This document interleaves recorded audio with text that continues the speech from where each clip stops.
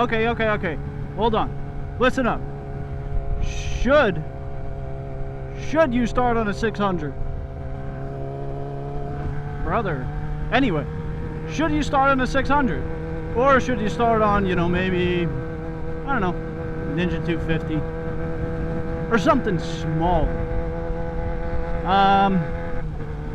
My take on it.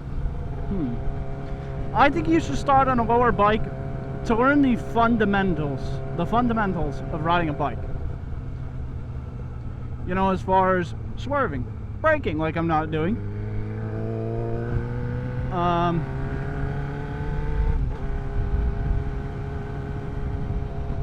Take notes. If you want to learn how to ride a bike, don't watch my videos. I'm serious. I'm serious, because bad habits that I have, I don't want you guys picking up on. And you're going to end up taking it home with you.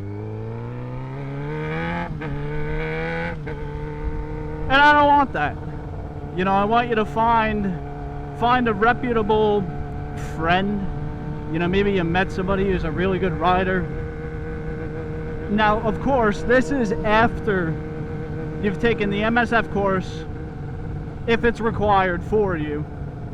You know, some states you can get a motorcycle permit. Some states they require you to go right up to a license from an MSF. So this advice is not including the MSF. I'm keeping out of the question because some people it's not required. But if you can take some sort of class to teach you the basics on how to ride, if you don't know what a clutch is, if you don't know what the front brake is, your rear brake, your shifter, you know, you want to be able to know that stuff. And granted, all that you can learn by just looking it up on YouTube. Do I recommend going to take an MSF? Yes. Now here's why. Because the MSF courses, you can be hands-on with the motorcycle. You'll be able to know what the clutch feels like. You know, you'll be able to know what the front brake feels like and how to use the rear brake in conjunction to not slide your rear end out or go head over handlebars. You know, you're going to be able to use that little bit to judge what type of bike you're going to want. And my bike is in 6th gear now, right? Can't go anymore. If I go full throttle, I'm at 50 miles an hour. You know, and when you start off on a bike, a lot of people crash using the clutch properly and starting off at a light, whether they're stalling or they're, God forbid, I've seen some people whiskey throttle, which means you go full throttle, you let go of the clutch too fast, front wheel goes up into a wheelie, the front wheel goes up into a wheelie, and then you flip over. And that's what we don't want. We don't want. Don't be ashamed. You're going to want to go out there. You're going to want to go as fast as possible on this bike because it's fun. I completely get it. But please, for myself caring about you, don't do it. Don't do it. Go ahead, take your time. Who cares what people think? Who cares if you can't keep up with quicker bikes? Even if you have a guy or a girl that is on the identical bike and they've been riding for longer and they're going faster, don't push yourself. Only push yourself to that limit where you feel comfortable and do not exceed it. You're going to want to pick a really good area, preferably a closed course, to learn how to maneuver this bike properly and just chip away at your limit every single time to where your limit starts raising. That's how good riders get better. They just don't hop on a motorcycle and say, yeah, you know, I'm gonna hit this hairpin turn at 110 miles an hour. It's impossible. It's impossible. People that you see on YouTube that are flying down the highway, I don't don't know who it is. Anyway, people that are on the highway flying down, you know, that's not their first time on a bike. Now, do I preface doing that? Do I condone doing that? No way. Not at all. Not at all. Not at all. Because your life matters. You know, you want to be able to work up to that stage. If you get used to going, trust me, if you first hop on a bike and you go 40 miles an hour, that will feel fast. It will feel like you are flying. You're going, you know, you feel the wind and it's unbelievable. And then you look down and you're like, wait a minute, 38? Granted, I'm doing 43, but just as an example, 38? You'd be surprised. You'd be surprised how quick the bike feels without you even going quick. You won't even be at the speed limit and you will feel like you're flying. Yeah, look out for guys like that, obviously. You know, I'm not going fast, I'm doing the speed limit. Like everybody should. Speed limit's 45. I'm doing 44, give or take. But back to what I was saying. So I'm talking to you. Don't go out and bite off more than you can chew. That's not the goal.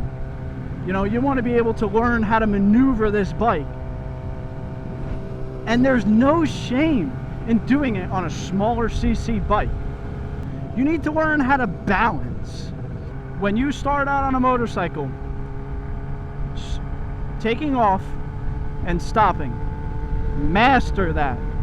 Master taking off and stopping. As stopping, I mean emergency braking. You know, and this is after you've covered the basics. You already know a general amount. You know, you've been on a bike before. Learn emergency braking and maneuvering at low speeds. Learning how to maneuver at low speeds will make you 1,000 times better rider. Hands down. Hands down. Because it's going to help you in these sticky situations when you're around traffic and you may get startled or this and that, or a car's coming up hot behind you. If you don't know how to slowly maneuver, well, guess what? You're going to be sandwiched. And do I want that? No. Do you want that? Definitely not. Because guess what? Not only you're most likely going to be broken, number two, your bike's going to be most likely broken. We don't want that. So please, even if you go on YouTube, I used to watch this guy years and years and years ago on YouTube. I don't know if it's still up, and I'll look for his channel. But he actually explains riding a motorcycle, because I was going to make the jump from a dirt bike to a motorcycle. I'll have to look. But if I do find it, I will link it, you know, below or in the comments, or I'll pop it up on the screen with the title. That way you know what to look for. You know, you can just search it and try to find the thumbnail. But he taught extremely good tips on how to start riding a motorcycle. And obviously this prefaces starting on a 600 for your first bike. You know, you guys that are interested in getting a 600, you've been on a smaller bike for a decent time now. You know, you feel like you're somewhat outgrowing it. Well,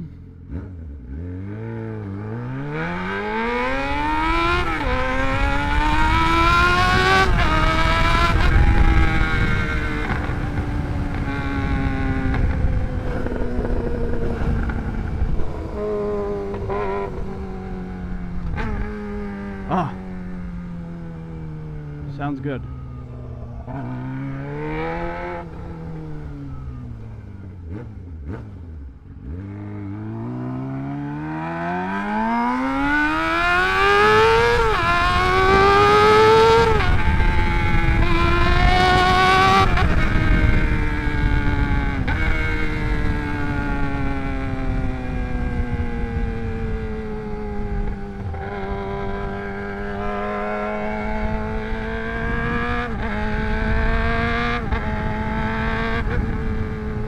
I highly recommend wearing gear. Wearing gear. Because as you're a new rider, there is going to be a good chance you're going to drop your bike. Even if it's at a stoplight or putting the kickstand down and you thought it was down and it actually wasn't. It didn't go all the way down. And guess what? You dropped your bike. Well, if you're on an asphalt driveway and you hit the pavement, or concrete for that matter, I don't care if you hit the pavement at a standstill or if you hit the pavement at 50 miles an hour. Obviously 50 miles an hour is going to be a lot worse, but you still don't want to hit the pavement. You know, do you want to get a little bit of scratches because you dropped your bike because you were not paying attention and didn't realize your kickstand was down? I don't think so. So try to wear your gear. I know it's really hot, and I should probably practice a little bit more on what I preach, but it will sure as hell help you.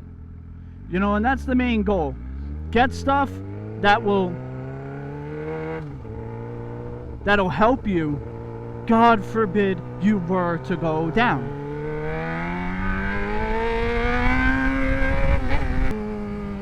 You know? You know.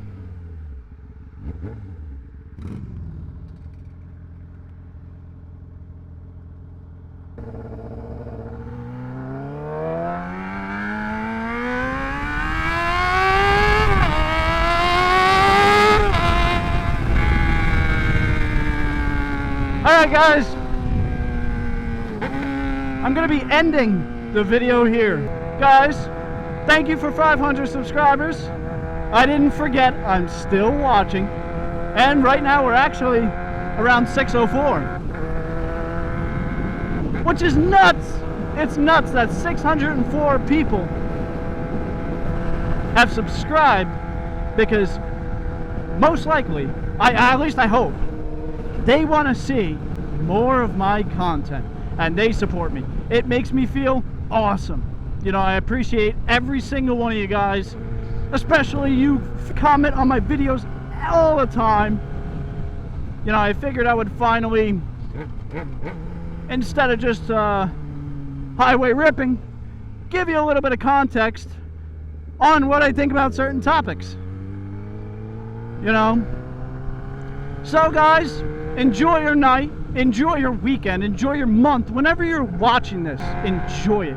The time after, because every day is not promised. Cool. Guys, good night.